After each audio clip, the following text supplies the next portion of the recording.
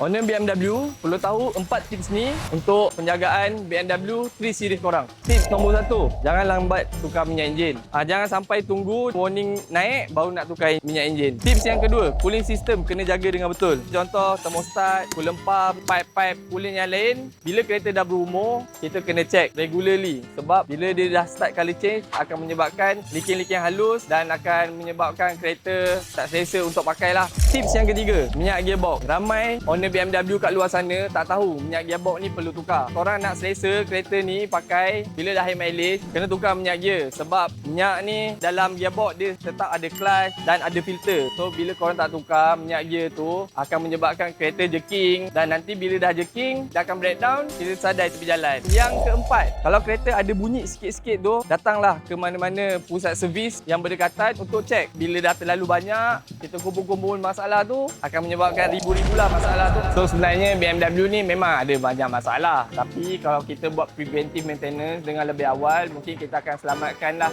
sedikit sebanyak kos yang kita akan gunakan untuk repair kita punya kereta.